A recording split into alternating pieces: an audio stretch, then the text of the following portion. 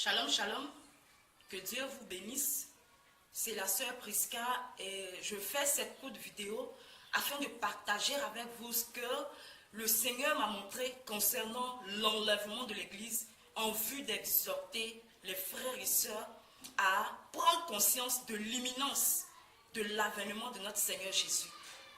Et donc, il y a quelques mois de cela, une nuit, pendant que j'étais à moitié endormie, j'entendis de façon audible une voix me dire « l'enlèvement ».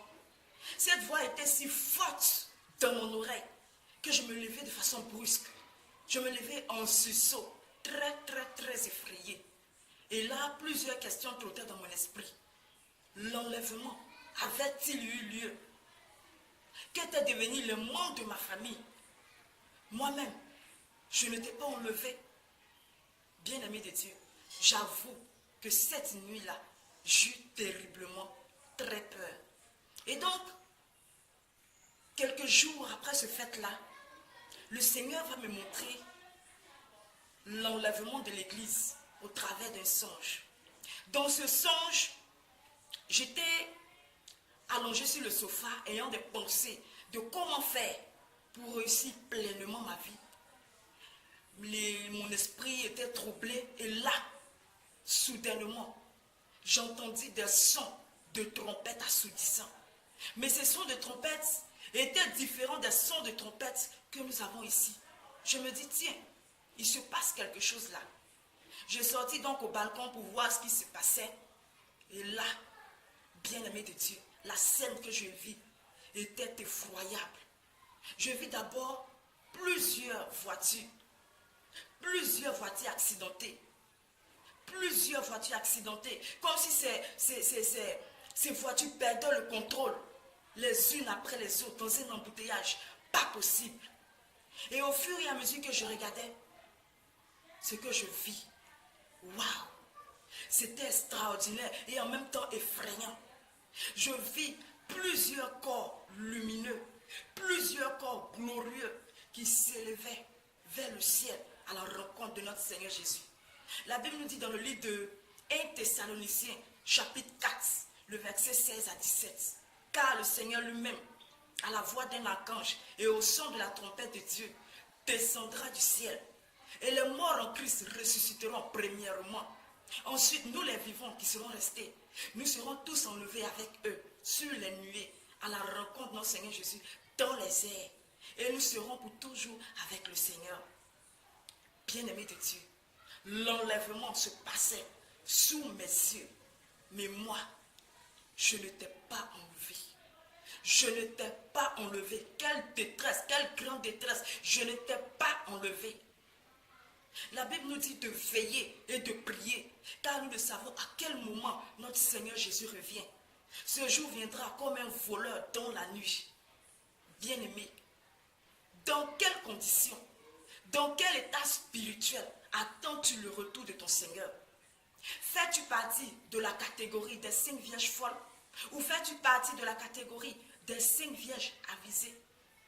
La Bible n'a pas tort de nous dire de rechercher premièrement le royaume des cieux et sa justice. Et toutes ces choses nous seront données par-dessus tout. Je suis chrétienne, mais il fut un temps de ma vie où j'ai vexé ce verset biblique. Au lieu de chercher premièrement le royaume des cieux et sa justice, je cherchais d'abord le par-dessus tout, les bénédictions. Je suis venue parler à quelqu'un. Je suis venue te dire que notre Seigneur Jésus est à la porte. Il est temps de s'examiner et d'identifier dans nos vies ce qui constitue un obstacle, une idolâtrie, au point de se détourner progressivement de la présence de Dieu, au point de ne plus prier, méditer la parole de Dieu, aller à l'église, œuvrer pour le Seigneur, comme on le faisait auparavant. Et donc, dans mon songe, je continue, dans mon songe, je voyais plusieurs corps, plusieurs personnes être enlevées, mais moi je n'étais pas enlevée. Je me suis mise à paniquer. J'étais très effrayée parce que je savais le temps qui s'annonçait. J'ai donc décidé de mettre fin à ma vie, de me suicider en me jetant du haut du balcon. Mais là, j'ai entendu une voix qui me dit, même si tu te jettes du haut du balcon, tu ne mourras pas. La Bible a raison de nous dire Dans ces temps-là, nous chercherons la mort, mais la mort fuira loin de nous. Je savais le temps qui s'annonçait. Je savais que ce temps était un temps chaotique, était un temps difficile, un temps pénible. Le temps de la grande tribulation, où l'Antichrist entrera pleinement dans son règne et il obligera toute personne, petits et grands, à l'adorer et ainsi porter la marque 666 sur le front ou sur la main. Sans cette marque, on ne peut ni acheter ni vendre, on ne peut rien faire. Mais sache que dès que tu reçois cette marque, tu es qualifié pour l'enfer. Il n'y aura plus rien à faire pour toi. Ce sera un temps de grande persécution et de grande détresse pour tous les enfants de Dieu, tous les chrétiens laissés lors de l'enlèvement.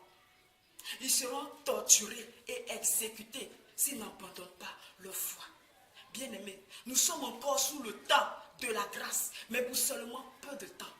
Si tu n'arrives pas à tenir ce temps que nous vivons actuellement, es-tu sûr que tu pourras tenir ce temps-là? Es-tu sûr que tu pourras tenir ce temps-là? Je fais cette courte vidéo pas pour me vanter, ni pour faire plaisir à quelqu'un. Mais le Seigneur me l'a montré à 2 reprises.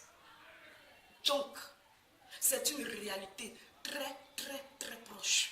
Pendant que tu as encore la possibilité, il est temps de mettre de l'ordre dans ta vie, de te séparer du péché et de marcher dans la sanctification. Pour toi qui n'as pas encore accepté le Seigneur Jésus comme Seigneur et Sauveur, il est temps de l'accepter. Bien-aimé, notre Seigneur Jésus revient pour toi et pour moi.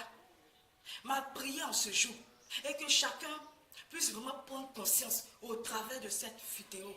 Quand le Seigneur Jésus prévient, quand il prévient, et encore il prévient, c'est que nous sommes vraiment très très proches de ce temps-là.